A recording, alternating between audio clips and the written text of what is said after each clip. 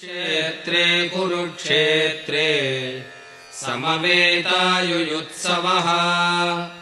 मामकाः पाण्डवाश्चैव किमकुर्वत सञ्जय।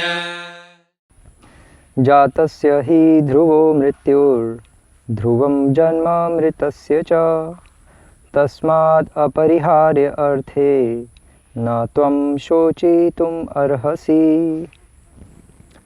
हरे कृष्ण। तो आज हम ये भगवद गीता के दूसरे अध्याय के 27वें श्लोक पर आगे चर्चा करेंगे। और इस श्लोक में भगवान कृष्ण अब अर्जुन को दो कारण बता रहे हैं कि तुम्हें किसी प्रकार से शोक करने की कोई ज़रूरत नहीं है। तो भगवान कह रहे हैं इसलिए अर्जुन को कि जातस्य ही ध्रुवो मृत्युर, कि अर्जुन जिसका जातस्य से मतलब जन्म, जिसका जन्म हुआ है, ध्रुवो मृत्युर, उसकी मृत्यु निश्चित है, इसमें कोई तुम्हें डाउट करने की ज़रूरत नहीं है। और जिसका ध्रुवम जन्म मृतस्य च, और जिसकी मृत्यु हुई है उसका जन्म भी निश्चित है, उसको जन्म लेना ही पड़ेगा। इसलिए तस्माद् अपरिहार्य अर्थे, इसलिए तस्माद् मतलब इसलिए, अपरिहार्य अर्थे मतलब अपरिहार्य कहते हैं मतलब इनएविटेबल, मतलब जिसे रोका नहीं जा सकता। अर्थे मतलब के खातिर या के लिए। तो तुम क्षत्रिय हो और अपने क्षत्रिय होने के नाते तुम अपने क्षत्रिय कर्तव्य को निभाने से रोक नहीं सकते, नहीं तो खाओगे क्या। तो इसलिए तुम्हें अपने क्षत्रिय धर्म के नाते तस्माद् अपरिहार्य अर्थे, अपरिहार्य मतलब जिस क्रिया को रोका नहीं जा सकता, तो तुम अपनी क्षत्रिय क्रिया को रोक नहीं सकते, उसके लिए ना तुम शोचितुम् अर्हसि, तुम किसी भी हाल में शोक मत करो। ये भगवान अर्जुन को यहाँ बता रहे हैं। मतलब भगवान का कहना है कि प्रारब्ध कर्म जब खत्म होंगे अर्जुन, तो मृत्यु आएगी ही आएगी अपने आप। और जब मृत्यु आएगी तो मृत्यु के बाद जन्म भी दोबारा से होगा ही होगा। तो इसलिए कोई भी जन्म और मृत्यु से बच नहीं सकता। तुम ये मत सोचो कि मैं इन सबको नहीं मारूंगा तो ये बच जाएंगे, दुर्योधन और भीष्म पितामह इत्यादि सब कौरव। ऐसा नहीं होगा। तुम अगर इन सबको नहीं मारोगे और जंगल भाग जाओगे तपस्या करने, ये तब भी मरेंगे, क्योंकि एक तो मैंने संकल्प लिया हुआ है, प्लस जिसका जन्म हुआ है उसकी मृत्यु निश्चित है, और इनकी मृत्यु होगी और मृत्यु के बाद दोबारा से जन्म भी होगा। तो इसलिए ये सब चीज़ें डेस्टाइंड है, आत्मा कभी नहीं मरती। तुम क्यों बार बार कंफ्यूज हो रहे हो। अल्टीमेटली भगवान अर्जुन को ये समझाना चाह रहे हैं।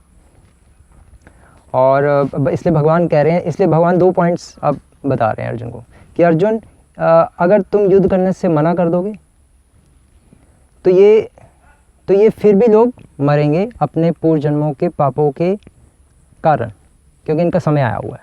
पहला पॉइंट ये, अगर तुम युद्ध मना कर दोगे तब भी इनकी मृत्यु अभी निश्चित है, क्योंकि इनका टाइम आया हुआ है।